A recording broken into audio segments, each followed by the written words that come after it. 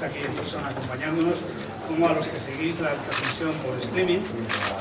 Gracias también a este fantástico pueblo de Ojos y a su alcalde José Emilio Palazón, que nos ha acogido con tanta amabilidad, y gracias por fin a Freddy Salmerón y su restaurante Nuevo Oxos 131 por habernos proporcionado este magnífico escenario. Ojos, hay que recordar, viene del árabe Oxos, que significa pueblos. Tercera edición de los encuentros gastronómicos organizados por el periódico La Verdad, que es posible gracias al patrocinio de Minimum Sabores, región de Murcia, de la Consejería de Cultura, Turismo y Deportes. Y en este caso se trata del 9º foro que celebramos también con la colaboración del propio Ayuntamiento y de Casa Mediterránea. Y sin más dilación cedo la palabra a Juan Francisco Martínez, director general de Turismo de la región de Murcia.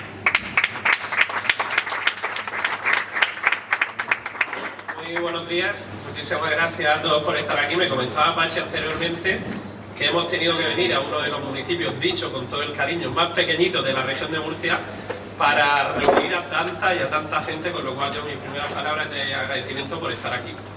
Querido alcalde de Ricote, amigo Rafa, el alcalde de Ojos, José Emilio Palazón, se va a incorporar en unos minutos, está actualmente en el pleno municipal. Querida Miriam, diputada regional y candidata también al Congreso de los Diputados. Mónica Meroño, directora del CCT, y al equipazo que tiene el diario La Verdad en la región de Murcia, Arcen, Carmen Nieves, Pachi La Rosa y todos los que hoy nos acompañen. Miren, como ha comentado Pachi, no podemos tener mejor director alma mater de este proyecto que él. Con esta iniciativa buscábamos, desde el año en que la región de Murcia fue capital española de la gastronomía, poner en valor la identidad gastronómica y, en definitiva, la gastronomía también es cultura, forma parte de lo que somos como territorio, de distintos lugares, parajes de la región de Murcia. Yo creo, Pachi, que lo hemos ido consiguiendo y lo que nos queda. Hoy nos encontramos en Ojos para poner en valor también el legado de los moriscos y los árabes en el ámbito que nos ocupa, en la gastronomía. Y me van a permitir que haga un apartado.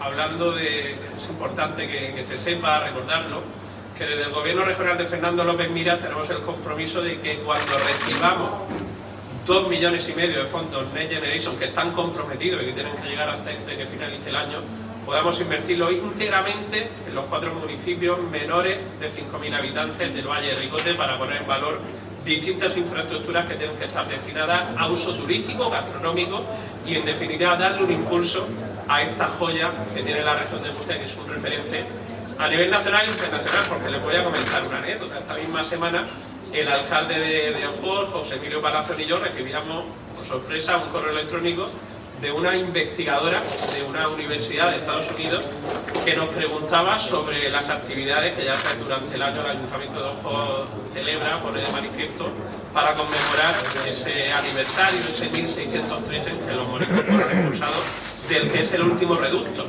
de esta civilización en su momento en la península ibérica. Eso habla bien de lo que tenemos y de lo que tenemos que hacer para explotarlo más turísticamente, socialmente, siempre con la sostenibilidad por bandera. Y hoy vamos a hablar... Las preguntas que voy a hacer, incluso cuando se las dirija a alguien en particular, tertulianos de televisión, con lo cual podemos hablar lo que queramos tranquilamente. Empecemos por lo básico. Se suele cometer un error de generalización respecto de la ocupación árabe en la península sobre la homogeneidad tanto étnica como religiosa de las gentes que llegaron de África. ¿Qué grupos actúan en la península y específicamente en el Levante? Por favor, el que quiera empezar. Pilar, te ha tocado. Bueno, pues buenos días. Bienvenidos, bienvenidas. Gracias, Pachi, por tu labor, por trasladar el conocimiento desde la comida. Pues efectivamente, yo hasta os había preparado un pequeño texto introductorio que, si queréis, como experiencia de profesora, ¿verdad? Y hablaba precisamente de este tema. En esta mañana, a modo de viaje, quiero que acaso cada uno podamos hacer ese inventario de nuestra cultura árabe, de nuestra cultura islámica, nuestra cultura. Porque nuestra civilización andalusí fue realmente esa idiosincrasia propia y nuestra, ese legado, estoy entre amigos, ese legado común con distintas culturas aglomeradas, entrelazadas, que coexistieron y en ocasiones convivieron de una y otra manera, Emilio, en Al-Ándalus, consolidadas y espectacularmente florecientes. No podemos dejar de nombrar efectivamente que en ese entramado andalusí todas las tradiciones o culturas no se dieron en el mismo grado o medida, que es lo que nos comentaba ahora mismo Pachi, y que efectivamente consolidaron y emanaron una cultura autóctona que se marca de una manera explícita en comer, en la comida. Para no diluirnos, para ceñirnos realmente, quiero que entendamos, ¿no?, como sitio de transmisión esta lengua árabe en esta Edad Media, en esta Al-Ándalus, como esas aportaciones del Islam que se fueron incrementando en decisivas aportaciones en álgebra, en gastronomía, en poesía, en aritmética, en todas las ramas del saber, pasaron también a la cristiandad precisamente por esas traducciones del árabe. El árabe también fue, a medida que Allah tanto fue arabizando, fue esa lengua transmisora, vehicular, que no solo del islámico, sino también de todas las traducciones de las culturas grecolatinas, y también, además de ese conglomerado que hemos dicho de unas y otras tradiciones, de unas y otras confesiones, porque las culturas, las civilizaciones son de continuidad, no son estancos, ¿verdad?, separados, y efectivamente tenemos que diferenciar lo que es árabe, lo que es islámico, que en Al-Ándalus se dio todo ese conglomerado con muchos matices, que había distintas confesiones, pero que la confesión que gobernaba era la islámica, que tenemos esa tradición islámica, lo árabe en unas y otras ocasiones, y también, porque no solo vinieron del norte de África, como sabemos, con todo el tema del Nilo, de los alimentos, de las semillas, de toda la parte que nos ha venido de Egipto, sino que también había toda una cultura persa y una cultura turcómana, además de la grecolatina, etcétera, aquí en Al-Ándalus. Y la bizantina, efectivamente. Las ciudades cananeas comparten precisamente también toda esa alimentación. Bueno, podría, por alusiones, que distinto es lo que hemos dicho de luego. Una cosa es las clasificaciones de los individuos que habitaban aquí en distintas etapas históricas, como lo que hemos hablado de mozárabes, moriscos, muladíes, mudéjares, etc. Y otra cosa es las etapas de Al-Ándalus en cuanto a almorávides, almohades. Que esto no es un todo así homogéneo. Exacto, es que eso es lo que quiero patetizar, que esa generación es absolutamente absurda. Pero necesitaría que alguno de vosotros o varios aclararan a la gente que nos está escuchando aquí y sobre todo en el streaming conceptos como almorávides, almohades, después mozárabes, mudéjares, moriscos, es decir, intentar definir un poco todo eso. Hay que ser también un poco pedagógicos, ¿no?, para saber de qué estamos hablando. Brevemente. Supongo que necesitas brevedad. Sí, por favor. La primera cuestión es que en el 711 se invade, entre comillas, en 5 años, solamente 5 años, lo cual indica, o es indicador de qué es lo que había aquí en aquel momento. Solo 5 años y primera cuestión. Segunda, estoy de acuerdo con lo que dice Oida, pero los orígenes, sobre todo la componente religiosa, hace que sea un crisol de cosas muy distintas. Entonces, no es lo mismo un cristiano que pasa por mozárabe o un musulmán que pasa por cristiano, o los que se asimilan o los que se convierten de uno en otro, porque de alguna manera todos esos lo que aportan son los usos y costumbres que han ido destilando hasta lo que somos hoy. Y hoy somos eso, un destilado de todo, sin olvidar que el pueblo judío en el año 100 a.C. ya estaba por aquí. Y fue una componente muy importante, sumamente importante, no solo por los lugares que ocuparon en la sociedad, sino también porque los usos y costumbres judíos han arraigado en esta región. En muchos casos. El Islam, las tres tradiciones abrahámicas o de gente del libro, cristianismo, judaísmo e Islam, han tenido un desarrollo paralelo y en muchas ocasiones entrecruzado, por una parte. O sea, y realmente, y como lenguas también, las lenguas semíticas, el hebreo y el árabe, son primas hermanas. Ajá. Y yo, si queréis, así en medio minuto, mozárabe es la persona que era hispano-romana y que vivía en un territorio con un gobierno musulmán, en la península ibérica. Los mudéjares, ¿qué? Especifica eso hispano... Visigoda. Visigodo, ¿qué religión tenían? Porque no lo has dicho antes. Claro, había una especie de arrianismo aquí en su momento que efectivamente acogió inmediatamente las tradiciones y las costumbres islámicas. Los mudéjares, las personas que eran musulmanes y que vivían en un territorio cristiano de la península. Los muladíes eran cristianos que vivían en territorio musulmán, en la península ibérica, pero con gobierno islámico, con y que adoptó el Islam tanto en costumbres como en confesión, de alguna manera. Todo esto con múltiples matices. ¿Vais tomando nota ahí en streaming de todo esto? Hay una paradoja que prácticamente todos los integrantes de la invasión, como hemos dicho, entre comillas, invasión, todos tenían un pasado reciente. Por ejemplo, los soldados bereberes, que fueron parte del grueso de la gente que formó las guarniciones, las primeras guarniciones musulmanas, los bereberes habían sido cristianos hasta hacía muy pocos años. O sea, es curiosísimo, ¿no? Porque son tan recientes musulmanes como los propios habitantes de la península, y esos aportan también otra cultura que no es estrictamente la árabe, siria o iraquí, sino aportan la cultura del norte de África, que es completamente distinta. Tenían otra lengua. Y tenían otra lengua y otra raíz. otra raíz. Joaquín, Sí, gracias. ¿cabe el riesgo de cometer? No te preocupes, que para eso hay un moderador en estas cosas. O sea, si no, oye, dejo hablar y...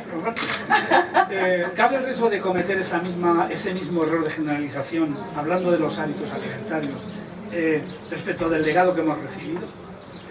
Sí, vamos a ver. Se considera por parte de alguna gente que no ha estudiado en profundidad el tema, que tal tipo de plato es típicamente musulmán, es típicamente árabe, refiriéndonos a que ha venido de la zona árabe del otro lado del Mediterráneo, porque no hay que confundir árabe con musulmán.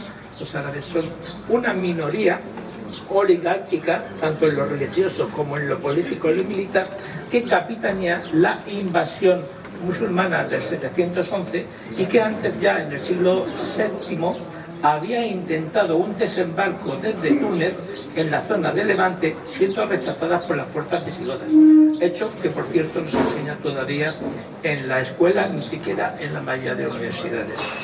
Volviendo al tema,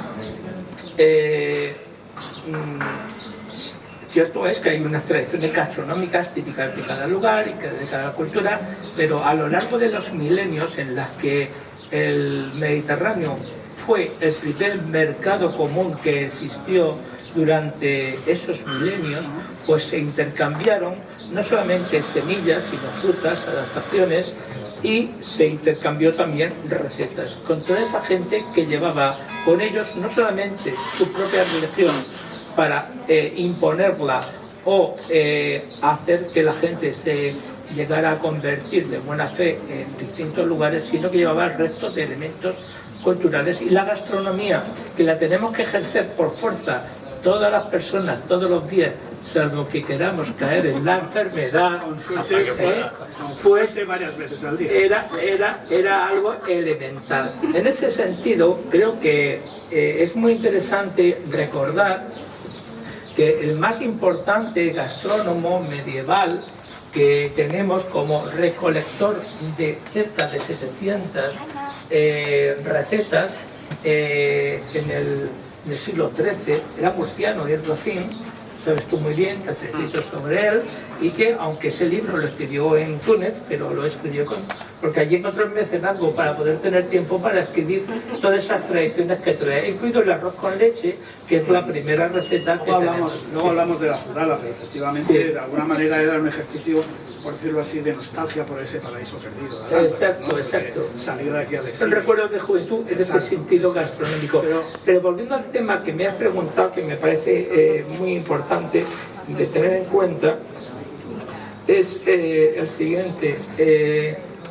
Después de esa primera invasión efectiva a partir de 711 con un gran éxito, y más ni menos porque son gente que son monoteístas y que vienen a traer la paz a una península que lleva durante siglos de guerras civiles continuas y que también son monoteístas y que si Cristo es hijo de Dios o es el propio Dios y todas esas cosas son matices que a la mayoría de la gente le trae sin cuidado, y lo importante es que han traído la paz sin cambiar radicalmente la religión en su base.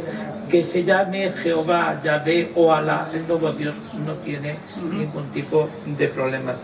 Más adelante vinieron con ellos vinieron, pero esa minoría árabe, vino una inmensa mayoría de tropas que eran bereberes del norte de África y que apenas hablan árabe, que apenas están arabizados, que todavía recuerdan que su abuelo era cristiano y que vienen con una lengua que ha dejado un montón de topónimos en todo nuestro solar hispano de esa presencia y también otro montón de huellas. Y luego más adelante van a venir bereberes exclusivamente bajo la capitanía bereber, dos invasiones muy importantes, los almorávides, que van a crear un imperio que va a llegar hasta Senegal, que va a tomar el castillo cercano de aquí de Blanca, y es curioso ver que en la ciudadanía blanqueña todavía hay gente muy alta de rasgos negroides, aunque sean blancos, y que proceden posiblemente de los mercenarios senegaleses traídos por los almorávides.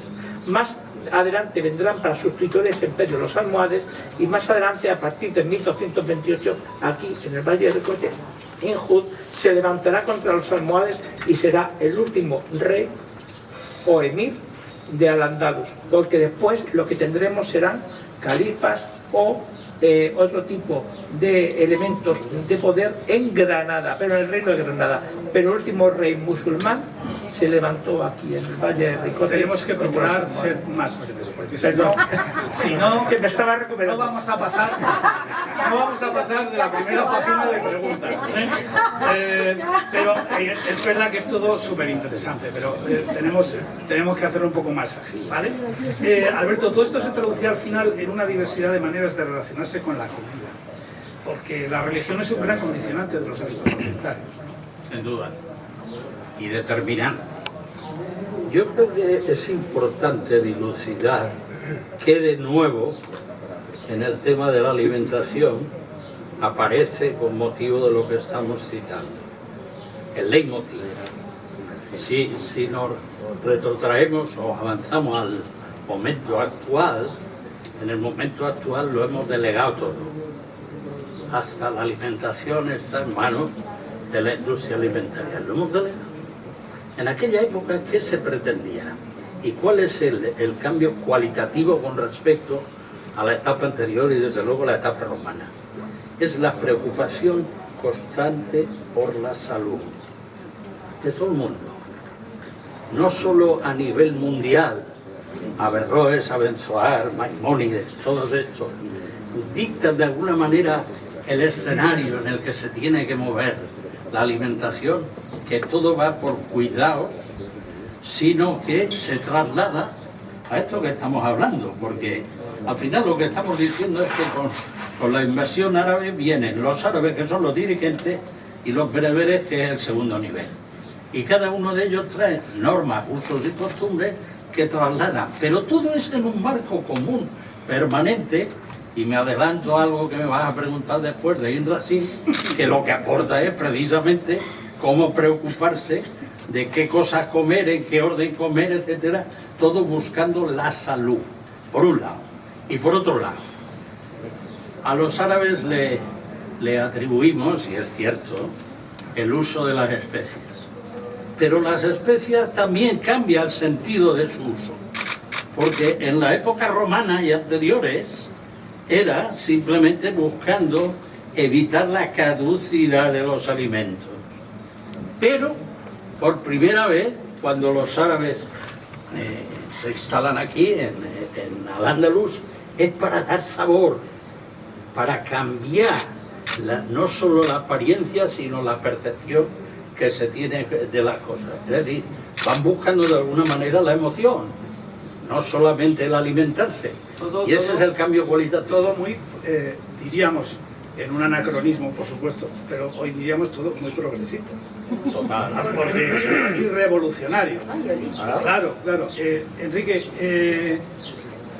¿qué impacto provoca esta sofisticación de alguna manera y esta manera tan consciente de pensar en la comida? En las recetas de Inrafin, muchas de ellas hay prescripciones de qué hay que hacer con los pescados, que siempre se hierven primero, incluso cuando hacen mojama, como una medida sanitaria. Que empalmando con lo que decías, Sí.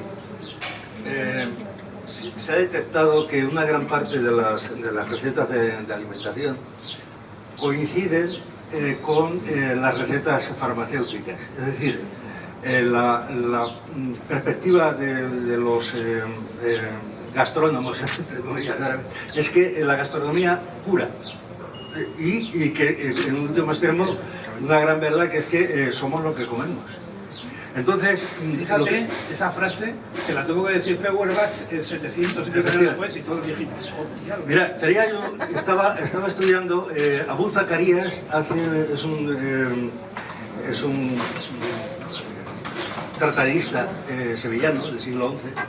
Abu Zacarías hace un tocho de este calibre, un libraco enorme, donde describe exactamente cómo hay que producir los alimentos para que tengan esa parte curativa. Es decir, él lo que dice es que hay que transformar también cómo se producen los alimentos, que es fundamental. Hoy en día estamos discutiendo la contaminación, la baja calidad alimentaria, etc.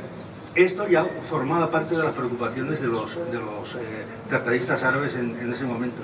Entonces él dice, tenemos una agricultura que no funciona bien. Hay que sustituir, aquí se trabajaba con bueyes, lo cual era un problema porque impedía utilizar alturas para cultivar. Dice, hay que cambiar los bueyes por mulas, necesariamente, y se introduce así, efectivamente, tiene un efecto. El ganado bovino va desapareciendo a labores agrarias y va a introducirse la mula, el caballo, el asno, para trabajar en zonas, explotar agrícolamente zonas muy finas, ¿no? Muy estas, ¿no? Muy pendientes. Y en último extremo dice, y la tierra hay que trabajarla, habla de los fertilizantes, etcétera, etcétera, ¿no? E incluso describe qué especies son adecuadas a según qué sitios, ¿no? Entonces la filosofía de fondo es que la revolución que hacen los árabes, los musulmanes en el tema, no es solamente la cuestión del cerdo, que es lo más conocido, ¿no? Lo que hace es transformar la manera en que se producen los alimentos y luego también cómo hay que consumirlos, efectivamente, no se puede comer la carne como hacían los judíos, hay que sangrar. ¿Por qué? Porque entonces no había neveras. Claro. Entonces dejabas la sangre de un animal, aquello al cabo de 8 o 10 horas de calor se pudría. Estaba tierno.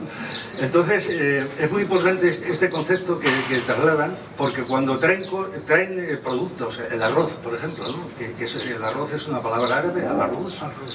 Entonces, el arroz, que luego es muy denostado por los tratadistas cristianos, porque como se cultivaba en zonas pantanosas, asociaban el paludismo y los mosquitos al arroz.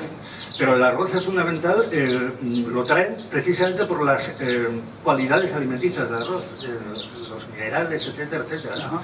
De manera que, como hacen luego también en Asia, con un puñado de arroz se han mantenido generaciones y generaciones de chinos, de hindúes.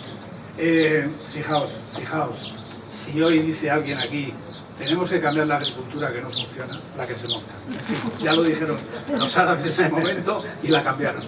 Bien, ahí lo dejo, ¿qué dice el anuncio? Pilar, además de todo eso que estamos hablando, de los productos puestos en la mesa, esos hábitos alimentarios que nos han legado estaban relacionados, cosa que ahora tampoco ya ocurre, también con el desarrollo social.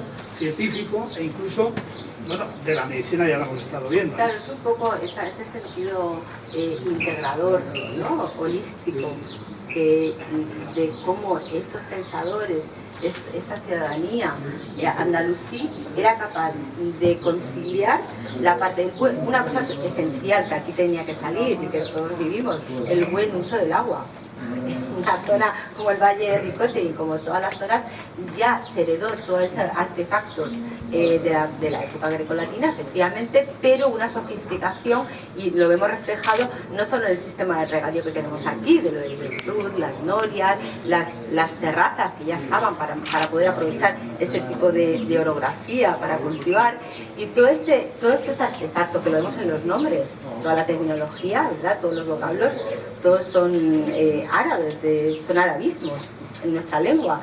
Entonces yo creo que es muy importante saber que este tipo de personas andalusíes sí que tenían esa visión ilustrada de saber cómo conciliar el buen uso del agua, la medicina, la farmacopea, las cuestiones lunares de las mansiones de la luna, los calendarios lunares que tienen que ver con las mareas, etcétera. Todo estaba unido de manera, la salud, como no, que la salud además, daos cuenta que el Islam como confesión es una de las confesiones que tiene un sentido más pragmático. El Corán, el libro sagrado, que todos estos autores están familiarizados, como texto social también, se dice que integra hasta el vuelo de una mosca, es decir, que es un código de logística, de ciudadanía, de qué importa la ciudadanía, pues las cuestiones prácticas, por supuesto la comida, por supuesto la salud. Entonces, todo eso va en ese círculo concéntrico del saber, ¿no? Ilustrado. Y a mí me parece que esta concepción, esta manera de concebir es muy importante porque se deriva directamente en la comida. Y otra de las cuestiones también que para mí son esenciales dentro de esta cultura andalusí es el gozo, el placer, la estética. Es lo que estamos hablando también de alguna manera. No solo es cómo hago salazones, ni cómo conservo, ni cómo la carne hago embutidos, seco, etcétera, sino también cómo disfruto, cómo tengo una visión de contenido y forma. Esa estética también con el agua también se nota. Esencial es el buen uso, pero esencial también es el sentir, ¿no? Ese goteo, ese placer, los estados. Entonces, con la comida eso también lo vemos, cómo se utilizan las especias, que decíamos, todo lo que emana en ese imaginario estético que tiene sentido, que forma parte de esa cultura. Y a mí me parece que es muy bonito que tengamos también aquí a colación, que han salido varios autores, los tejeles, el todo Ben Juzmán, que su primera traducción la hizo García Gómez, nuestro gran arabista, poeta, traductor de poesía y poeta. Y en el todo Ben Juzmán hay una serie de cégeles, de esa composición que forma parte de nuestras primeras manifestaciones de lírica castellana, ¿verdad? La masaja, la jarcha, los cégeles. Pues a partir de ahí, estos cégeles, hay una parte de esa colección que es sobre la comida. Y nos habla Ibn Juzmán en poesía, en verso, sobre la alimentación y la comida. También es muy curioso porque efectivamente nos habla, por ejemplo, de los cereales, porque habla de cómo hay que ser pragmático y en la gran mayoría de la población con medios más precarios, cómo hay que llenarse sin necesidad de toda esa degustación, ¿no? Más sofisticada, más elaborada. Intervengo. Y más cosas, ¿eh? Ibn Juzmán nos cuenta muchas cosas. Joaquín, la comida, la alimentación siempre tiene tintes identitarios, eso es algo evidente. Yo soy de Burgos, pues la morcilla, la morcilla. Yo soy de Murcia, pues el limón o el paparajote. Yo soy de Navarra, pues los espárragos. Tiene tintes identitarios evidentes, porque nos diferenciamos de los demás gracias a lo que comemos. Es muy curioso. Pero Joaquín, te decía que sobre todo es identitaria cuando está condicionada por la religión. Utilizó en el Valle de Ricote la Inquisición, vamos a entrar en otras materias, las costumbres alimentarias como pistas para descubrir y por supuesto castigar a los falsos conversos. Sí, por supuesto que sí. Por ejemplo, el uso del aceite de oliva en vez de la manteca que traían los cristianos del norte era un elemento como para pensar que los moriscos, es decir, los cristianos convertidos los musulmanes convertidos al cristianismo de buena fe o de forma obligada, podían seguir en la intimidad utilizando también las fórmulas del Islam, ¿no? Las formas religiosas. Y también, aparte del asunto de la manteca y el aceite de oliva, pues estaba, por ejemplo, también el consumo, obviamente, de elementos procedentes del cerdo. Casi nadie podía comer carne de cerdo, era una cosa que estaba reservada a una oligarquía cristiana en este caso, pero sí que era barato y podía consumir mucha gente el tocino, algo tan murciano como el tocino. ¿Cómo los musulmanes que se habían convertido al cristianismo, es decir, los moriscos, podían aparentar, para que no los persiguiera la Inquisición, el que eran verdaderos cristianos? Pues de muchas maneras, y sobre todo practicando lo que se llama en árabe la taquilla. La taquilla en castellano es el disimulo, es decir, que a lo mejor en su casa esos moriscos no probaban, por supuesto, y de ninguna manera nada procedente del cerdo, ni siquiera la manteca, por supuesto, pero en público sí que la comían cuando correspondía, precisamente para salvaguardar, porque además las normas religiosas del Corán y de la Sunna permiten ese disimulo para salvar la vida y perpetuar de forma escondida el Islam. Sin embargo, el cristianismo promueve el sacrificio, es decir, yo soy cristiano sí o sí o sí, me cueste lo que me cueste, y ahí le costó el martirio, efectivamente, que no está tan visto en su momento por el Islam, sino que estaba bien visto lo otro. Me viene muy bien lo que me comentas para entrar en un tema concreto. Bueno, esta pregunta, aparte de que quieres comentar algo, va dirigida también a Enrique y a Alberto. La Inquisición tuvo también ese papel en la modificación de los hábitos. El primer antojo culinario de la historia es un plato que se consume habitualmente en Murcia, en los bares, que es la morcilla de verano, que es... Yo cuando llegué aquí, la primera vez que me dieron por eso, aluciné, porque es que sabe a morcilla, coño, de cerdo. Y no tiene un gramo de carne ni de cerdo, es berenjena, cebolla, piñones, orégano y comino. En fin, ese es un buen ejemplo de lo que estamos hablando, sí, ¿no? Fijaros hasta qué punto la prohibición, por ejemplo, de comer cerdo era un tema identitario, cuando ya la gente, los moriscos no practicaban realmente el Islam, no tenían mezquitas, no podían orar públicamente. El tema del cerdo se convirtió en un tema fundamental para ellos, un asidero a la identidad de sus padres y sus abuelos, ¿no? Hasta el punto de que hay una anécdota que le dan unos segadores cristianos, se burlan de un compañero suyo que era morisco y estaban trabajando juntos, no sé problema, ¿no? Y le meten cerdo, tocino, dentro de la empanada. Y el hombre aquel se come la empanada y al cabo de un momento empieza a devolver como si él no sabía, pero tenía el cuerpo ya tan poco habituado a la manteca que eran incapaces de digerirlo, ¿no? Mira, ahora estoy mirando qué ocurre en el catastro del Marqués de la Ensenada, qué ocurre en 1756 con los descendientes de los moriscos de Murcia y en concreto del Valle de Ricote. ¿Qué ha pasado ahí? Bueno, pues te encuentras, ya lo digo también como anécdota, te encuentras que en el caso de Ulea, donde hubo una expulsión más fuerte, es decir, porque la Inquisición detectó que en Ulea solo 3 familias tienen cerdo, tienen un cerdo. Sin embargo, en Pliego, el 100% de las familias, aunque no tengan ni una cabra ni una oveja, todas las familias tienen un cerdo, sistemáticamente. De manera que dice, bueno, ¿qué ha pasado? Pues ha pasado que en determinados sitios han tenido que hacer un esfuerzo específico en decir, mira, yo estoy totalmente curado de esto, tengo cerdo. Y en otros sitios les daba igual y no había cerdo. Es curioso cómo se mantienen 4 o 5 generaciones después todavía ese problema y cómo se resuelve de maneras distintas, ¿no? Bueno, y tanto porque fijaos que esto es como un poco emblemático, ¿no? Nuestra Dulcinea del Toboso, ¿cuál era la profesión de su familia y de ella? ¿Cuál era su oficio? ¿Por qué era? Porque era Dulcinea, que era así como, ¿no?, el emblema de la idealización de dama. Cristiana vieja.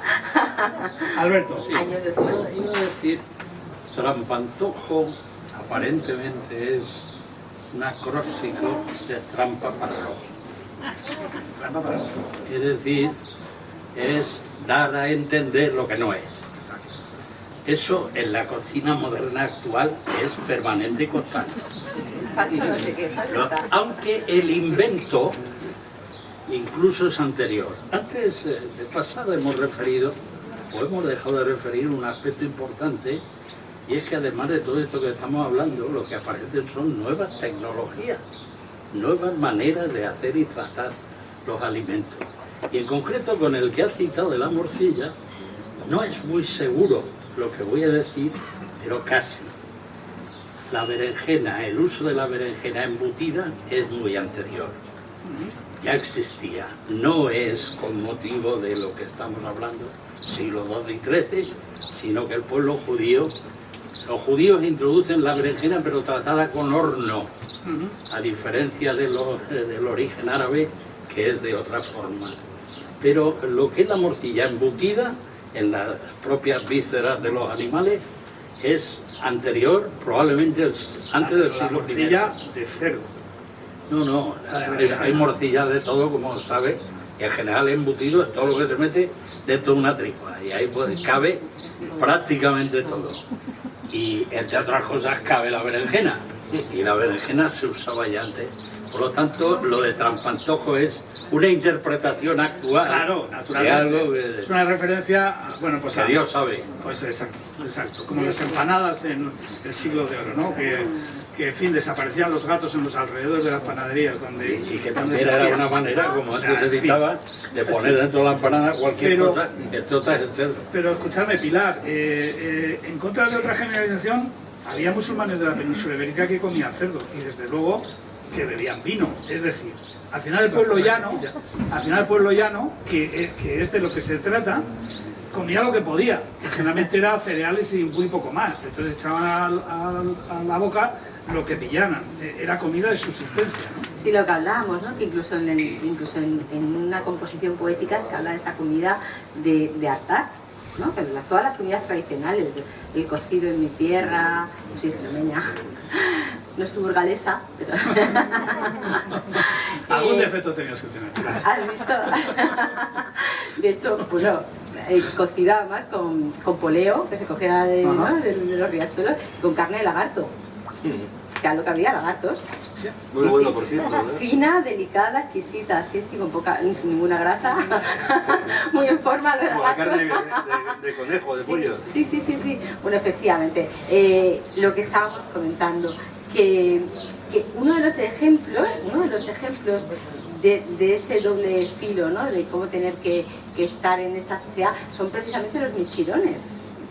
Que también aluden a lo que hemos estado hablando de la mezcolanza de llegadas de distintas etnias, de distintas tradiciones, aunque hubiese aquí un gobierno islámico. En el recetario de Irracín, el musulmán, aparecen muchas recetas con habas, y de hecho están los antecedentes de los michirones. Naturalmente los sacramentos, como bien se dice por su nombre, los pusieron después los cristianos, que es lo que nos comemos hoy, ¿no? Hablando de los cereales, es muy importante también identificar que dos de las harinas que se pusieron realmente sobre la mesa en época andalusí fue la de habas y la de garbanzos.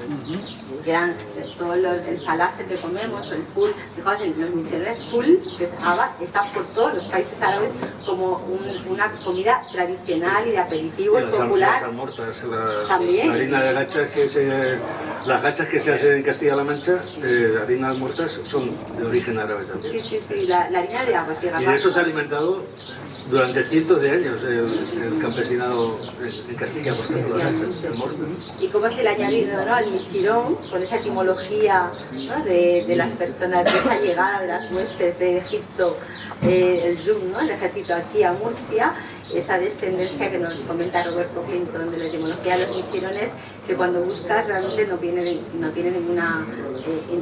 ninguna referencia en el latín, en el griego, sino que sería de el full, que son las habas, de esa manera que las secas, las trajeron esas huestes en la llegada a Murcia de Egipto, como otros muchos más cultivos de todo el Nilo y el entorno, y serían los egipcios, que en árabe es al-misriyun, entonces serían el michirón. ¿Qué pasó? Pues como lo de quiebros, ¿no? Y el Quijote y quebrantos, se le añadió el cerdo para disimular. Exacto. Pero efectivamente, entonces realmente el día a día, la cotidianidad era muchísimo más flexible. Sí, y además había una manera de disimular todos esos hábitos inquisitoriales. Y se perpetuó, porque tenemos, fijaos, estamos hablando del Quijote, estamos hablando del siglo XVI, fijaos si se perpetuó todo el ambiente morisco, pero además era como, yo creo que un poco la doble moneda. Por una parte es nuestra cultura propia y por otra parte era una manera de disimular lo que era necesario para estar en la sociedad con esos derechos, ¿no? Y sin tantos impuestos. Pero realmente también era nuestra cultura. Entonces fue doble.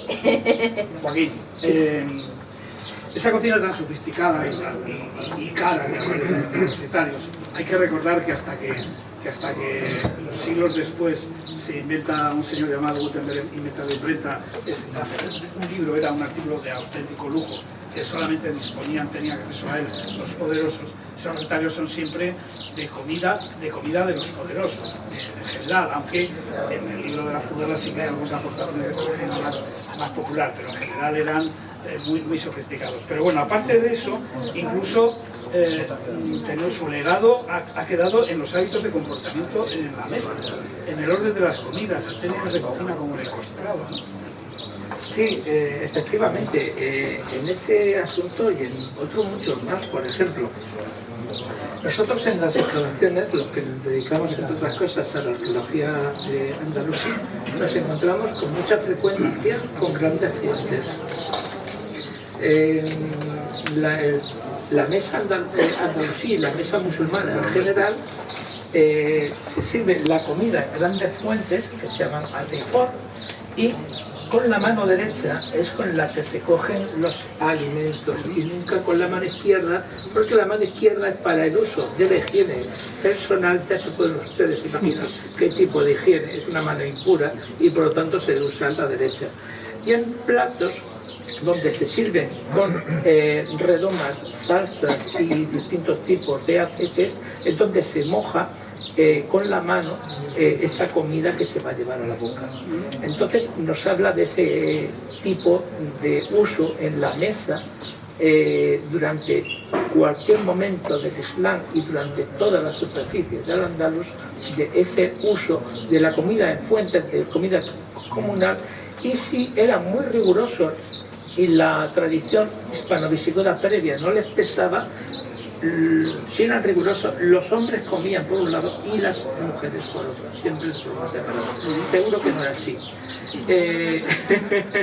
Aquí en España, porque además todos los documentos que nos hablan de contratos matrimoniales en Al-Ándalus, la parte de la familia de la mujer exige que se tenga una sola mujer y nada más que esa mujer.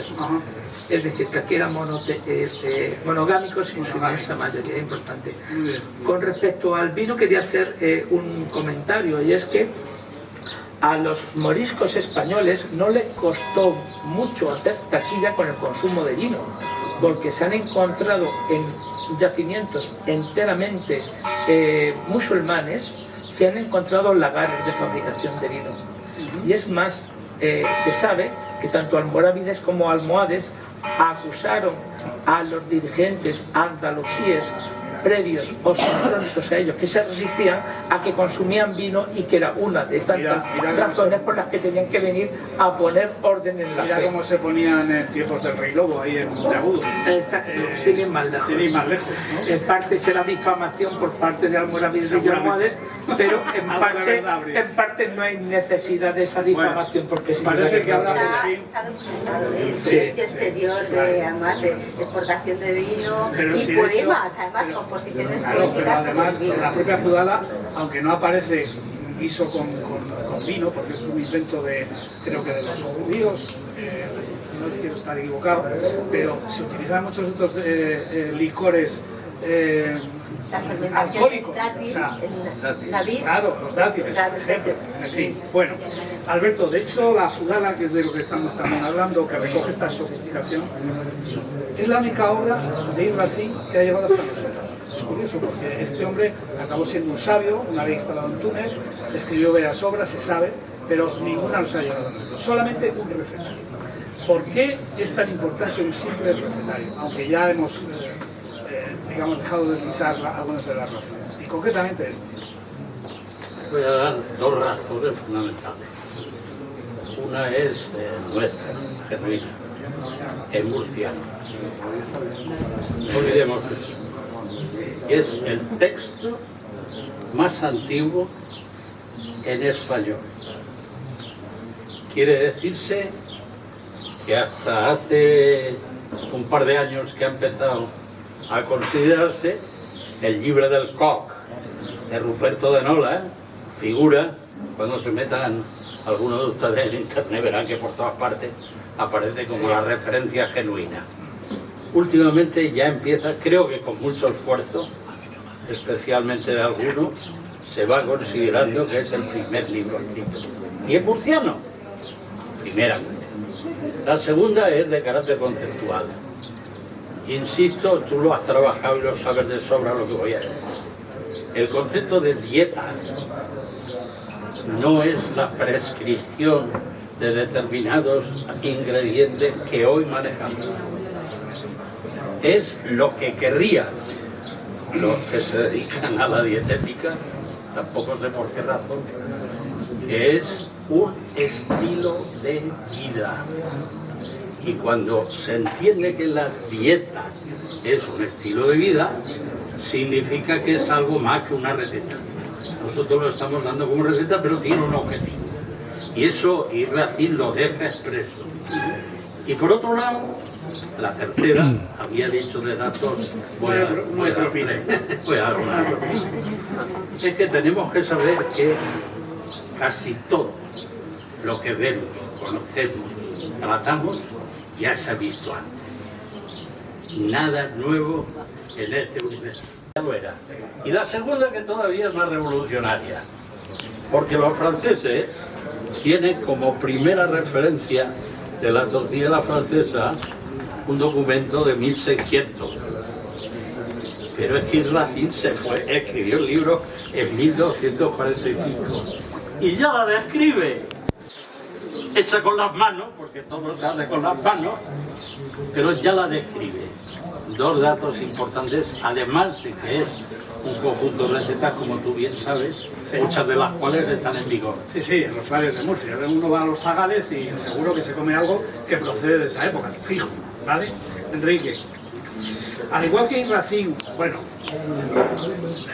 el libro lo hemos llamado el primer foodie murciano, hace otro juego anacrónico, ¿vale? Podríamos decir también que el primer influencer sería Ziyad. Hemos retrocedido 5 siglos. ¿Quién fue este personaje y qué influencia tuvo en los hábitos de la mesa que nos han llevado? Bueno, hoy Ziyad estaría en YouTube, seguro. Sí, sí. Se ha elegido Ziyad como un modelo de hasta qué punto la sabiduría oriental, en este caso persa, viene a Occidente a través de traducciones, etcétera, que no solamente afecta a la comida, en este caso, afecta incluso a la moda, a la música, a la manera de festejar. Ziyad dice cómo tenemos que vivir, prácticamente. Pero no es el único, la mayoría de los tratadistas hoy también hay mucha gente que lo hace. Musulmanes, sí. Hay una cosa que sí que quería puntualizar, y es que cuando se expulsan a los moriscos, cuando se produce el proceso de expulsión, se les acusa, los tratadistas cristianos, el padre Bleda, se les acusa de frugalidad. Dicen, es que esta gente no gasta, es que comen con 4 cosas comen y no hay manera. Y efectivamente, es decir, la comida del común del morisco común, el que estaba trabajando por aquí, el campo, etc., es frugal. Como tú decías antes, las recetas normalmente se las atribuyen a la comida de las élites, ¿no? Pero el personal de a pie comía lo que podía, pero también con criterios, es decir, había un criterio de salud, como decíamos al principio. Y los tratadistas dicen, esta gente no gasta y es lesiva para los intereses del comercio, porque gasta poco, come poco.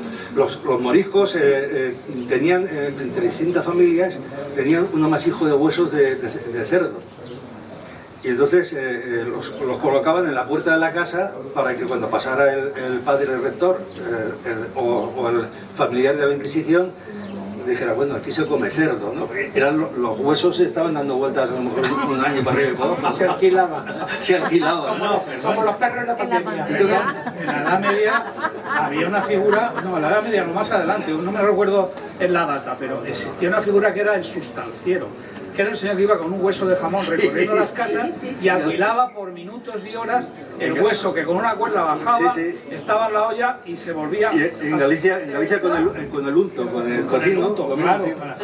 Pero eso lo he vivido, mi abuela siempre nos reíamos que echaba minutos de jamón varias noches a la sopa, ya la tercera noche digamos, Aquello estaba más escurrido. esto es antiguo. Lo realmente importante es que efectivamente ese dicho de que hay que dejar un tercio de la comida para Alá, es decir, que no te sacies, no te hinches a comer, estaba unido al hecho de que los productos que comían eran productos ligeros y muy alimenticios. Y por ejemplo, la palmera atilera en Ricote, en todo el Valle de Ricote, tuvo que ser desde el principio. Y este hombre, Abu Ziyab, decía, con seis dátiles al día se vive perfectamente. Hasta ese punto llegaba, ¿no? La frugalidad como manera de relacionarse con la alimentación. Y el buen provecho de la carne también está en las fuentes recogido, que precisamente eso que se dice de que del cerdo se aprovecha hasta los andares, que realmente es una tradición, ¿no? Andalusí, de que el cordero se aprovechaba completamente todo, aparte de hacer luego la cecina, los fiambres, se metía la cabeza en un hoyo, se hace luego, se freían los bofes y se embutían. Se hacía la sopa de los sesos. O sea, las manitas. Claro, efectivamente. Todo ese aprovechamiento eso ahora lo hacen los cocineros de alta vanguardia, donde 3 estrellas Michelin. Sí, oye, me da muchísima pena, pero tenemos que terminar, porque bueno, nos hemos quedado aquí con un montón de cosas que comentar. Pero tenemos 4 minutos para terminar, que bueno, si alguien quiere apuntar alguna cosa, es el momento, pero por favor brevedad, porque tenemos que continuar con la segunda mesa. ¿Alguna cosa alguien...? La sal también, y las salinas que hay aquí de secano en el valle, que también son espectaculares. Sí, tenemos documentación medievales de salinas que seguro que están con anterioridad.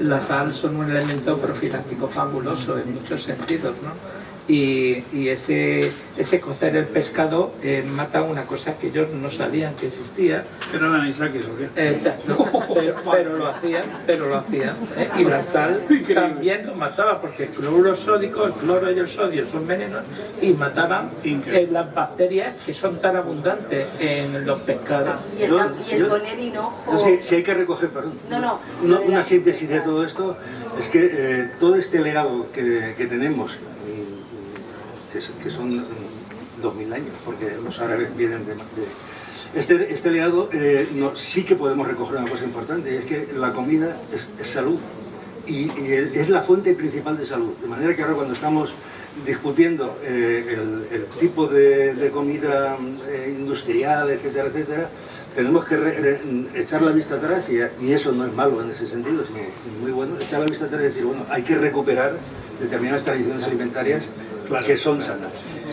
Muy bien, bueno, desgraciadamente... Que todo surge, ¿no?, de la agricultura, los productos de la comida y el agua hervida. Desgraciadamente, como decía, el tiempo se nos ha acabado. Pilar, Enrique, Alberto, Joaquín, ha sido una conversación apasionante en la que estaríamos horas. Gracias por vuestro tiempo, por vuestra sabiduría, y sin solución de continuidad vemos un pequeño vídeo y empezamos con la segunda mesa redonda en un par de minutos. Un limón Desde la vista de cocina, bueno, buenos días a todos. Gracias por venir a nuestra casa. Para nosotros es una fruta magnífica que desglosamos, proyectamos y seccionamos por partes, donde empezamos con los ácidos, las pieles, el albedo y ya no el zumo. El zumo, por ejemplo, en nuestra casa no es lo de menos. Pero es una fruta diversa que nosotros en esta zona le damos mucha aplicación, como decía ya, no solo al limón como tal, sino a todo lo que lleva toda la marca cítrico, ¿no? Como bien decía Didier, si había un paisaje diverso, ¿no? De frutas de hueso, o si podíamos tener, como decía Jesús temprano, uvas, pasas, dátiles, tenemos una fruta espectacular donde podemos desglosar, deshidratar, cocinar, macerar, conservar, como bien decían los anteriores ponentes, y poder llevar esa aplicación en cocina, o en lo que mi territorio comenta, a mucha diversidad de aplicación. No te adelantes, que vamos a insistir sobre eso en algunas de esas aplicaciones, ¿vale? Sobre todo las menos habituales. O sea, que esto va más del chorrico de zumo ese que a mí me fascinó tanto cuando llegué aquí, y la primera vez que me siento en un restaurante pido una sopa de cocido, porque era invierno y me ponen una rodaja de limón. Entonces en aquello me descolocó completamente. Muchas veces era el gin tonic o la sopa. Hasta que lo entendí, que me costó, pero lo entendí. Porque los cítricos para mí son sobre todo un extraordinario saborizante. Bueno, a todos, el que quiera contestar, entre todos. ¿De dónde salen los cítricos? ¿Cuál es su historia? Porque de algún lado salen y en algún lugar aparece el primero. Bueno, pues ¿Qué cogen? podemos hablar, ¿no?, de algo sobre los cítricos. Es cierto, debemos a Watson, ¿no?, un norteamericano, historiador, el concepto de revolución verde islámica, que viene a decir la introducción de especies vegetales de origen tropical y subtropical en Al-Ándalus, y que si bien en el lugar de origen pues crecía bajo los agentes del calor y la humedad, aquí en Al-Ándalus pues tenía evidentemente el calor, como ahora, pero faltaba la humedad, y esa humedad pues se creó gracias a la confección de las huertas plenamente andalusíes, ¿no? Huertas dependientes de cursos de fluviales, de ríos o de manantiales. Por ejemplo, tenemos aquí aquí en el Valle de Ricote, gracias a la documentación escrita, a la poca documentación árabe escrita conservada, y sobre todo a las últimas intervenciones arqueológicas llevadas a cabo en la huerta de Ricote, sabemos que estos cítricos, que estas especies vegetales se introdujeron a partir de finales del siglo X. Hay un autor árabe, Al-Razi, que en la primera mitad del siglo X nos dice que el río de Tumbí, el río Segura, era aprovechado como en el vino. Hay que imaginarse que tras las crecidas se depositaban los limos, ese abono natural, y una vez que el agua era embebida, pues se cultivaba, se sembraba el cereal. Un siglo después, Al-Bakri, en torno al año 1068, nos dice que este paisaje ya ha cambiado radicalmente. Nos dice que el curso del río de Tumbí era detenido por el hombre. Eso está relacionado con la creación, con la existencia en aquel momento de presas de derivación de los azudes, que son los puntos de origen de los sistemas hidráulicos que dan vida a las huertas fluviales que tenemos aquí en el Valle de Ricote. Y esto viene corroborado con una intervención arqueológica que se hizo en la huerta de Ricote y que se publicó en el año 2016, que se hizo 14 dataciones por radiocarbono. Es la primera huerta datada en la península ibérica, en España. Y la huerta de Ricote se confeccionó entre finales del siglo X y principios del siglo XIII. Por lo tanto, estamos hablando de que estas especies vegetales, incluidos los cítricos, se introdujeron en el Valle de Ricote y se pudieron cultivar gracias a la creación de estas huertas plenamente andalusíes. Bueno, se sabe... Sí. A ver, sobre el origen de los cítricos, que tienen pues 4.000 años y vienen de la zona de China, de la India, faldas del Himalaya. Básicamente los cítricos que conocemos hoy son híbridos de 4 básicos. Los 4 básicos son la mandarina, la sidra, el pomelo y la lima. Esos cítricos se fueron hibridando entre sí y fueron dando lugar a todos los cítricos que conocemos hoy. incluso hoy en día seguimos hibridando cítricos para conseguir otras variedades, ¿no? Bueno, se sabe que Nerón se hartaba de ellos. Los romanos lo consideraron un artículo de lujo. El hombre este, entre lira e incendio, pues comía, ¿no? ¿Qué vamos a hacer? En fin, otro apunte es que después hizo un viaje a América, porque a través de los conquistadores españoles lo llevaron, en realidad no lo llevaban allí para cultivar, sino para combatir el escorbuto en los viajes, ¿no? Pero acabó entrando en América. Vivier fue en el siglo XV cuando estábamos hablándolo, de alguna manera ese cultivo se extendió por la región de Murcia. ¿Cuándo empezó a cambiar el paisaje en el Valle de Ricote y cómo era antes de la llegada de los cítricos? Algo has adelantado ya, pero si te puedes... ¿Me preguntas cuándo cambió el paisaje para la presencia de un monocultivo de cítricos muy característico? De una gran biodiversidad, de repente a un monocultivo. Sí, bueno, no tengo datos, quizá los compañeros tengan datos más precisos, puesto que están más especializados en el cultivo de cítricos, pero entiendo que no sería algo anterior al siglo XIX. Pero me interesa más que, si es posible, que intentar describir para los espectadores cómo era antes, o sea, esa biodiversidad, en qué especies, qué podíamos encontrar. En la época del Al-Ándalus. Sí. Bueno, básicamente, como hemos mencionado, había muchas especies en cultivo y podíamos encontrar abajo, acá en la huerta, pues desde peretas, algún tipo de manzana primitiva, cítricos, los había, pero tampoco en mucha abundancia, como ha señalado el compañero.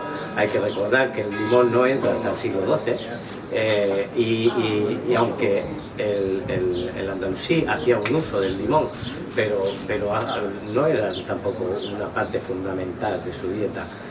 Lo utilizaban en curtidos, lo utilizaban como desinfectantes los zumos, ¿no? para preservarlos, no desinfectantes sino profilácticos, para preservar la pudrición de los alimentos.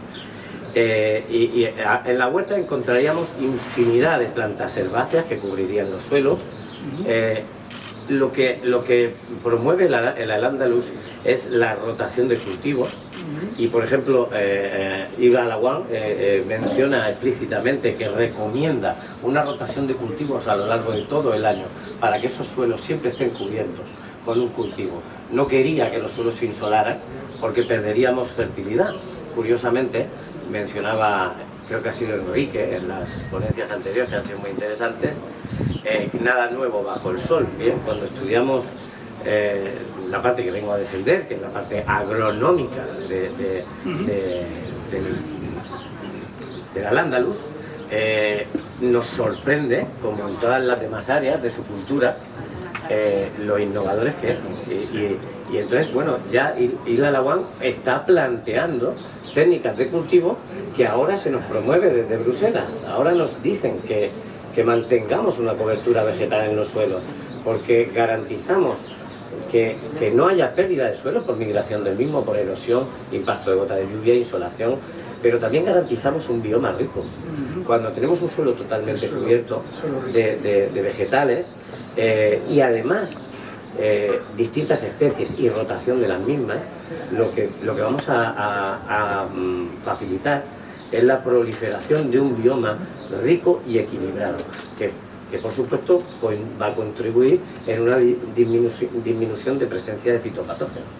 Entonces, viendo las técnicas de agronomía que manejaban en el Al-Ándalus, vemos que tenían una vanguardia apabullante, a tal extremo que cuando a mediados del 17 pretenden en Europa hacer un libro de agricultura que tuviera peso, no habían fuentes anteriores y tocan con un libro que había traducido al español de Ibn al-Awan, su libro de agricultura, que se encontraba en el Escorial.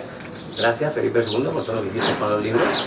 Y es aquel libro de Ibn al-Awan el que sirve de base para toda la agronomía moderna que se gesta en Europa principalmente. Pues la base de toda la agronomía moderna es aquel libro. Y me llama mucho la atención el tratamiento que tenían del suelo con estas coberturas verdes constantes y esa rotación de cultivos.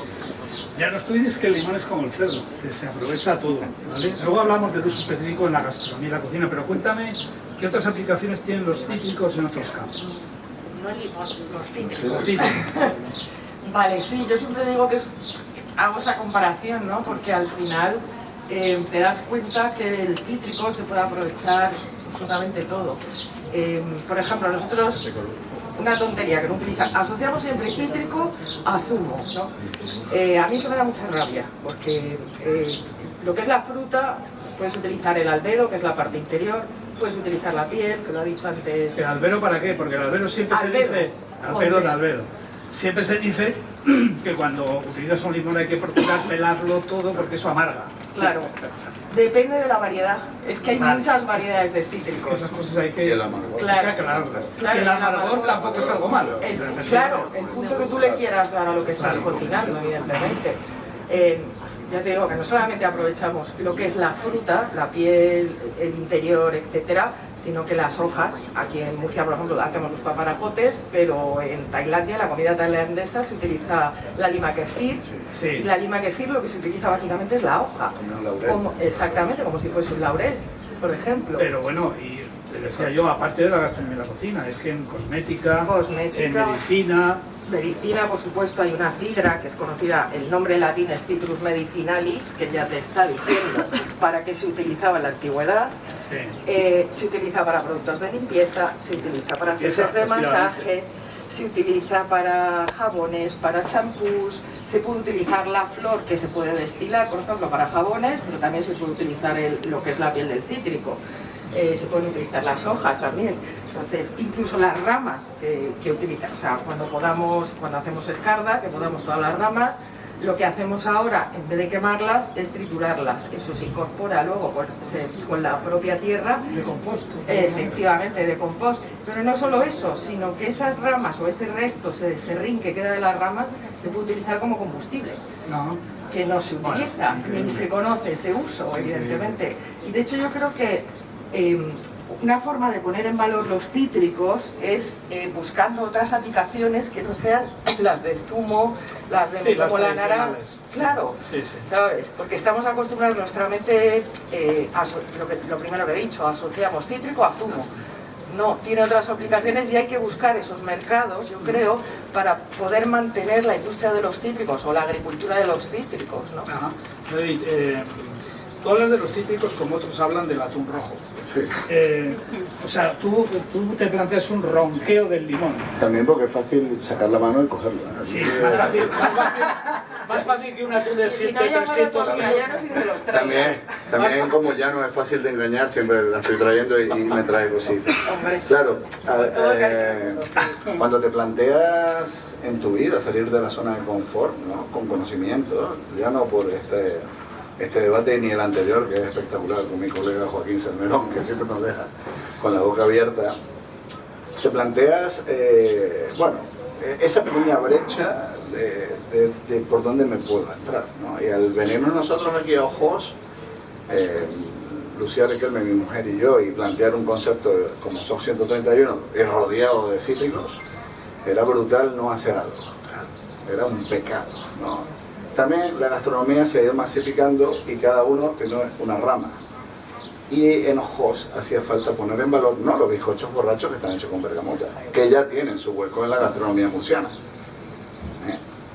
Pero sí hacía falta poner en valor todo si este alguien arte. ha probado los bizcochos borrachos de Ojos, ahí a la salida hay un sitio. Una bandejita de seguridad. Es una bandejita de esas, eso es no comisionamos, pero estamos ricos. Que no son borrachos de alcohol, porque mucha gente dice, ¿lleva alcohol? De almíbar, que no sé qué es peor.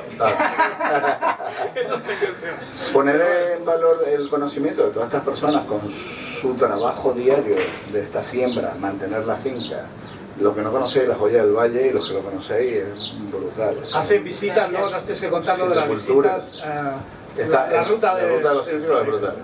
Poder desglosar, como decía ella, una mano de Buda, una sidra, ¿no? un cuncua, un lincua, y esas variedades que se han ido perdiendo, poder desglosar y decir, tenemos una ensalada de torreznos fritos con un chuñi de albedo de limón. Tenemos conservación, o sea, la conservación que trabajamos a través de la piel, y deshidratados y en polvo y aromatizantes, es brutal. Y coger de aquí una mano de Buda y un linco y un cumco y hacer un bizcocho sencillo de limón de la zona con un confitado de 3 o 4 tipos de limones o una pequeña crema pastelera de uno de estos cítricos es brutal. Entonces, ¿cómo no poder desglosarlo? Que lo hablábamos previo, y desarmarlo. Se diría de construir. De construir, que dirían los modernos. Ya yo tengo una edad. De construir dirían los modernos. Pero, esto es una puñita que tenemos entre ellos.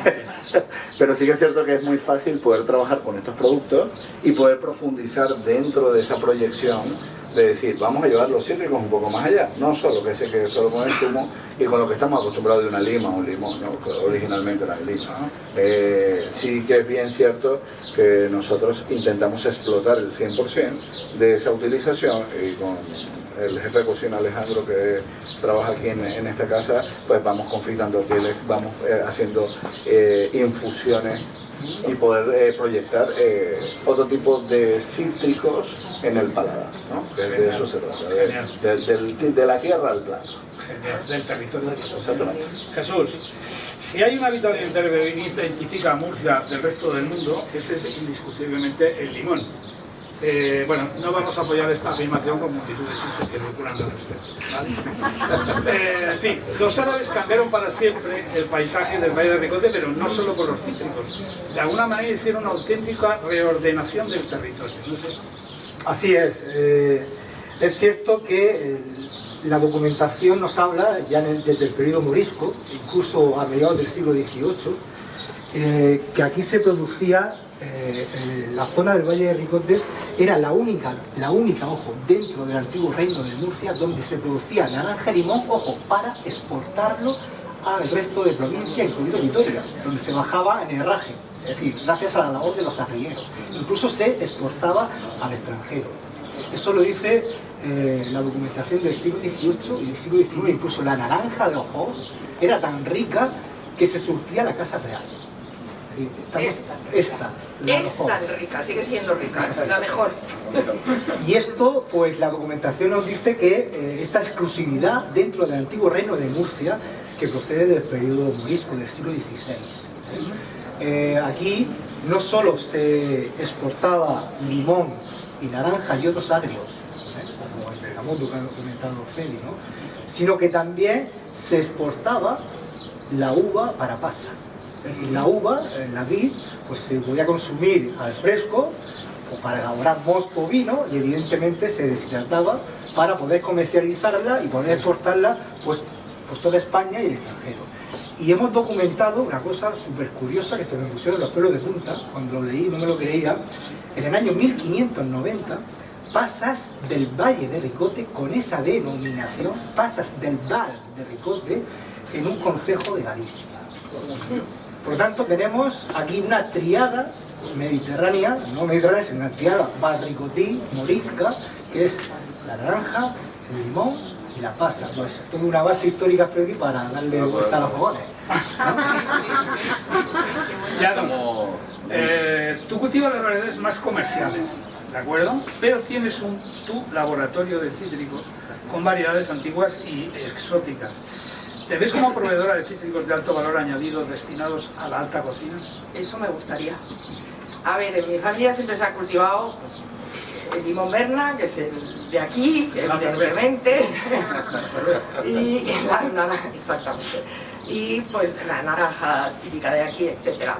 Pero luego en la finca siempre hemos tenido variedades antiguas, por ejemplo la naranja imperial, que es una naranja dulce que está en extinción, el limón Poncil, que es una cidra con la que precisamente el almíbar que se hace para los bizcochos borrachos se hace con la corteza de ese cítrico. Y curiosamente la variedad que es autóctona de la zona sur de Italia, de Nápoles para abajo, ahí la trabajan y hacen el limoncello, que está súper extendido. En cambio aquí la hemos perdido, o la estamos perdiendo, vamos. Eso por un lado, tenemos las variedades antiguas, y por otro lado estoy metiendo variedades nuevas. lo que estoy haciendo es testar pues variedades nuevas, pues como la mano de Buda, el caviar cítrico, que es de origen australiano y tiene un precio carísimo. 200 euros el kilo. ¿Qué demonios es eso del caviar cítrico? Bueno, yo he traído ahí en la entrada, ahí con una mesa expositor, que he traído un poco una selección de cítricos que tenemos. Una de las cosas que he traído ha sido ese caviar cítrico. Es un pequeño cítrico con forma de limón, de este tamañito, que evidentemente vale tan caro, su nombre ya lo dice todo, ¿no? Pero luego es un árbol de crecimiento lento y muy tedioso para recolectar, porque tiene unas espinas muy grandes. Es más, el árbol parece más un granado que un cítrico, con las hojitas muy pequeñas. De hecho, he traído también unas ramitas para que se viese un poco. Exactamente. Entonces, ese cítrico lo que hacemos es que lo partimos por la mitad y lo utilizamos, por ejemplo en el caso de Freddy, lo utiliza él, como topping para, no sé, una tosta de pescado o para... es una delicatessen. ¿Pero es el zumo que se utiliza? No. Son como pequeñas partículas o pequeñas huevas. Son unas perlitas. Y tiene, aparte de esa aplicación cítrica, tiene herbácea.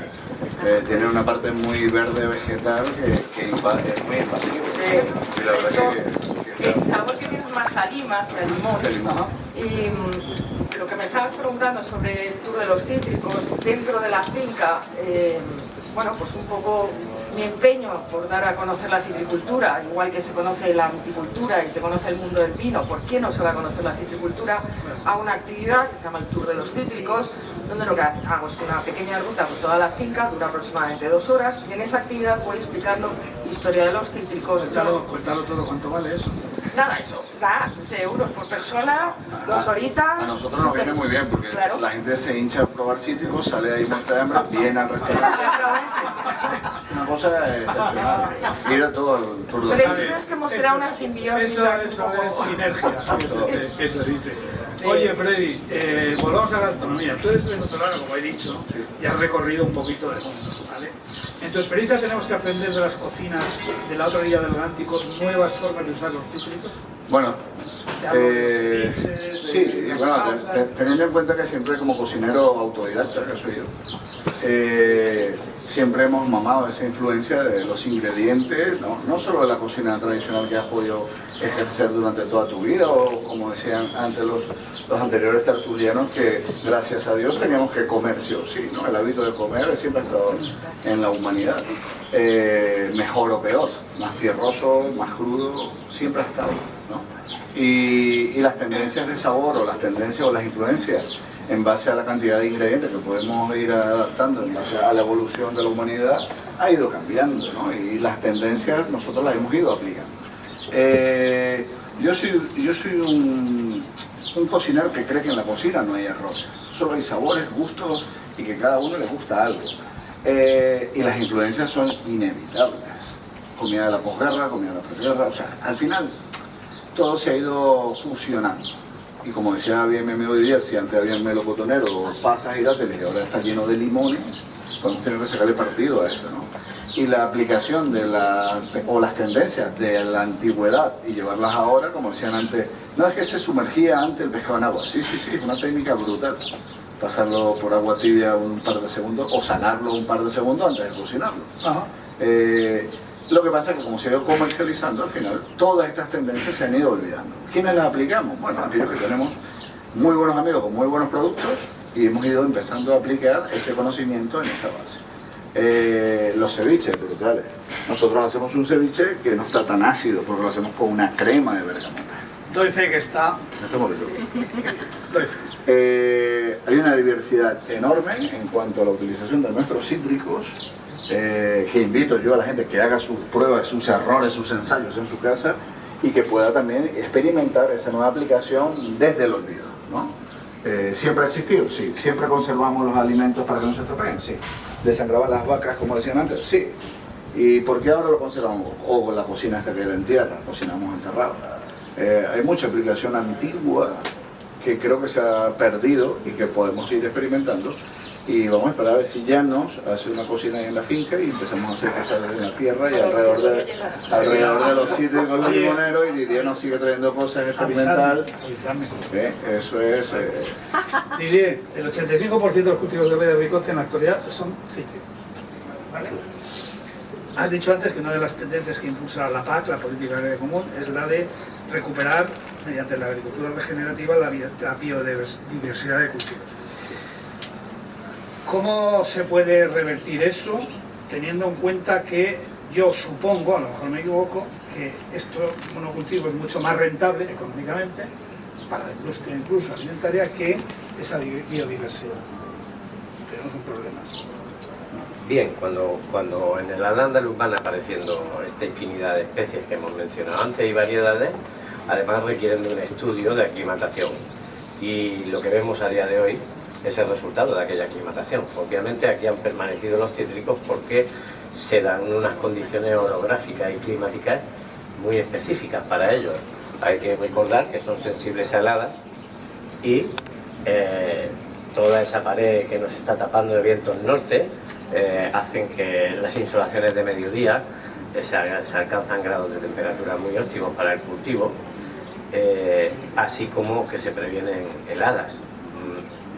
De manera que, más que plantear un cambio del monocultivo en el Valle de Ricote, no soy partidario de grandes cambios, de grandes alteraciones de los entornos, ¿no? Si acaso, cambiar algunas técnicas que hemos estado manejando a lo largo del siglo XX y que, como bien sabían los árabes del Al-Ándalus, y como bien se constata con la pérdida de fertilidad que hemos tenido en los suelos, debemos de revertir el uso de fertilizantes minerales en exceso o solo ellos. Hay que parar. Debemos de proceder a enmiendas orgánicas, debemos de mantener una cubierta vegetal bajo los cítricos, ¿vale? Donde no la eliminaremos nunca, haremos siegas. Donde además esa cubierta vegetal proporcionaba hierbas que eran comestibles y que formaban parte de la dieta de las personas. Es decir, algunos llaman malas hierbas, sobre todo los urbanitas, porque no tenemos ni idea, pero yo qué sé, en Murcia hay una ensalada tradicional que tiene el nombre más genial que he oído nunca, que es la ensalada busca.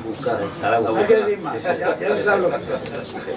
Borrajas y otras eran parte de esa dieta frugal que mencionaba el compañero Enrique, ¿no? El compañero Joaquín. Claro, un complemento de dieta más saludable. Que la gente que vivís aquí seguramente habéis perdido como referente un paisaje productor de ciruelas, de membrillos, de higos. ¿Qué recuerdos tenéis? Si es que cuando erais jóvenes, que sois muy jóvenes todavía, algo había cambiado, que supongo que sí. Bueno, quizá en nuestra infancia, no sé si estáis de acuerdo con nosotros, conmigo, había una presencia de higo verdal, de bleva, de níspero, de la níspola. La níspola que ha desaparecido. Sí, que ha desaparecido, y además era una cosa muy singular porque te la tenías que comer cerca del punto de putrefacción, de los pocos frutos que te tienes que comer muy cerca del punto de putrefacción. La almendra estaba muy divulgada y bueno, y hay que entender el Valle de Ricote también, la zona de regadío, que es esta huerta tan maravillosa, y distinguirla de la zona de secano, que estaba en los altos, pero que se cultivaba también, aunque el Al-Ándalus se centró mucho en los cultivos de regadío, era lo que permitió un excedente y que permitió la creación de ciudades, porque se podía suministrar de alimentos, pero no se abandonó tampoco las zonas de secano, donde la almendra, la aceituna para mesa y el olivo para aceite era primordial. Hablaba antes Jesús de la trilogía cítrico, o la triada, ¿no? Cítrico, pasa, ¿no? ¿Verdad? Y había una trilogía a nivel extendida en todo el Al-Ándalus, que era la vid, tanto para pasas como para vinos, el cereal, digo, fundamentalmente, y la aceituna para aceite. Y entonces, bueno, todo eso se localizaba en las zonas de secano. Y acá abajo en la huerta pues se podían encontrar cosas tan curiosas como la níspora aquella, y bueno, y había higos en abundancia. forma parte de la cocina andalusí. El higo es un recurso muy usado en dulces sobre todo, y no olvidar el uso de frutos secos, que para los árabes avellano, almendro fundamentalmente está muy presente en su repostería.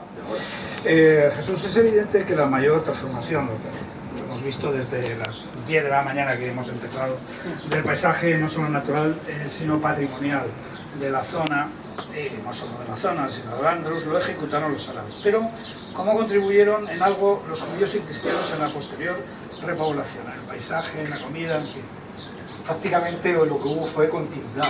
Es decir, está claro que ellos se encontraron, los cristianos cuando llegaron aquí, se encontraron con la base productiva. Es decir, lo que daba vida a estos pueblos, lo que mantenía la población, y lo más importante, lo que tributaba. Es decir, ellos vinieron aquí, sobre todo el señorío de la Orden de Santiago vino aquí para tributar, ¿no?, este territorio, y tenían incluso que mantener esa base productiva, que era manteniendo los sistemas de irrigación. Evidentemente hay una transformación, porque sí es verdad que, por ejemplo, la triada mediterránea, el cereal, la vid y el olivo, curiosamente una cosa que antes me pasó por la cabeza, el cereal también se cultivaba en la huerta. Es decir, hasta hace cosa de nada, décadas, es la base alimenticia, es decir, junto con el vid y el olivo, ¿no? Pues curiosamente toda esta infraestructura fue heredada por el andalusí y aprovechada por los cristianos. Aquí, por ejemplo, influencia judía no se documenta en el Valle de Ricote.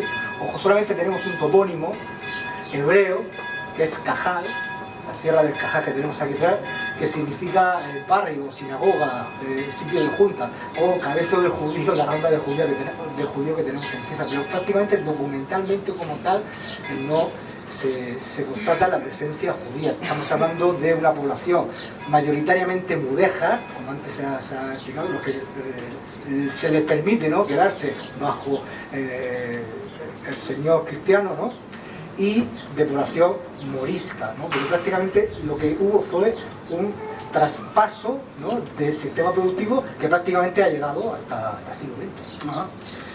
Estamos terminando. Freddy, en tu multicultural cocina, que afortunadamente yo conozco algo, hay referencias árabes, no solo por el uso de los cítricos. Sí, todavía la gente se sorprende cuando llega a Ojos y se encuentra un guisado con leche de coco, ¿no? Era muy normal, de estas palmeras, o cocinado con dátil, o cocinado con una especia muy potente, ¿no? Es interesante y es obligatorio mantener el hilo conductor de las zonas donde estamos, porque ahí es donde está la esencia de poder demostrar que a través de esa historia hay un conocimiento del terreno y el respeto de lo que estamos haciendo, ¿no? Venir al Valle de Ricote y venirnos a Ojos con una propuesta que tenga ese hilo conductor con esa tradición y ese peso tan importante de poder demostrarlo a través de las especias y todas las combinaciones que podemos hacer aquí, era parte de la nueva identidad, ¿no?, del punto gastronómico que ofrecemos desde los 831 para un pueblo que nos ha arropado incondicionalmente, y darle las gracias a todos de antemano, al señor alcalde y a los alcaldes de alrededor y los amigos. Y para nosotros era muy importante poder tener esa base fundamental para poder tener ese peso incondicional y que no te mueva para decir, mire señores, aquí tenemos una propuesta gastronómica interesante con un conocimiento, y estos son los pequeños matices que a nivel comercial, sin profundizar tanto, ¿no?, para no asustar, podemos demostrar que la especia y esos trayectos de conservación y en la aplicación moderna de la cocina se siguen manteniendo.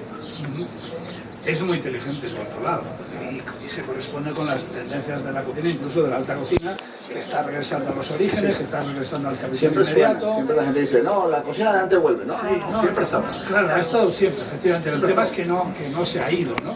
Y otra cosa importante también, que tú lo sabes también como yo, que la gente ya no va a un restaurante, no sale de su casa a comer solamente a alimentarse. Claro. Quiere una experiencia y quiere un relato detrás de esa comida. El hilo conductor de esa pequeña historia. Tiene que estar vinculado con el sitio donde estás, es evidente. su persona a nuestro querido Pachi La Rosa por esta excelente iniciativa, junto con la Comunidad Autónoma de la Región de Murcia, con el Instituto de Turismo y con Casa Mediterráneo, que también ha apoyado esta iniciativa aquí en Ojos. Yo creo que nos hemos quedado todos sorprendidos. Yo el primero, he escuchado hoy muchísimas cosas muy interesantes, que el que ha dicho Freddy, vamos a hacer una segunda edición, lo mismo lo planteamos, porque ha sido muy interesante y del cual pues he extraído distintas cosas. Y ahora me vaya a permitir también utilizar un símil en cuanto gastronómico para definir un poquito lo que aquí ha ocurrido. Yo creo que estas iniciativas de, como bien dice, el territorio en el plato, pues yo creo que nos han permitido a estos organizadores pues cocinar un plato hoy aquí. ¿Y ese plato qué es? Pues es Ojos. ¿Qué productos hemos utilizado? Pues yo creo que los productos están a la vista. El paisaje, el aroma, el agua, la cultura, la tradición que tenemos árabe aquí en el valle. Y eso es muy importante, este plato, darlo a conocer pues, a través de estas iniciativas. Pero claro, pero falta algo más. Tenemos los productos, tenemos esos organizadores, pero nos falta, como también ha dicho antes Enrique, pues esas especies que hace falta para no solamente visualizarlo, sino también degustarlo. Pues yo creo que las especies pues son todos los participantes. Pilar Garrido, Enrique Pérez Cañamares, Alberto, Joaquín Salmerón, que lo tenemos aquí, Jesús, Llanos, Freddy y Didier, pues bueno, pues que bueno, pues han participado con esas especies pues para dar a conocer este plato pues dentro de esta región de Murcia y fuera. Y creo que poco a poco pues se irá conociendo mucho más Ojos, no solamente por su paisaje, sino también por su gastronomía, pues gracias a Freddy Salmerón, por esa apuesta que ha hecho aquí en Ojos y en el entorno, ahora mismo donde estamos, en este restaurante, Los Astros 31, que bueno, invito a cualquiera que venga porque es una delicia pues, venir a disfrutar de este plato que es Ojos y de este entorno que es Ojos.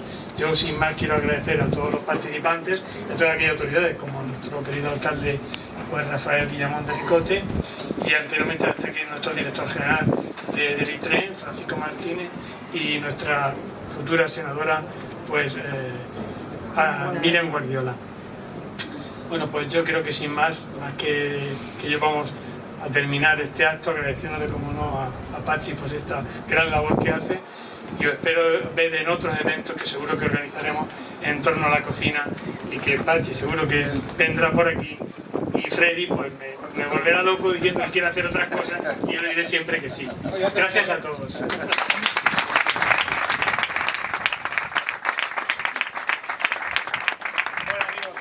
gracias a todos y hasta el próximo foro del territorio en el plato, que ya veremos dónde lo hacemos. Gracias, alcalde.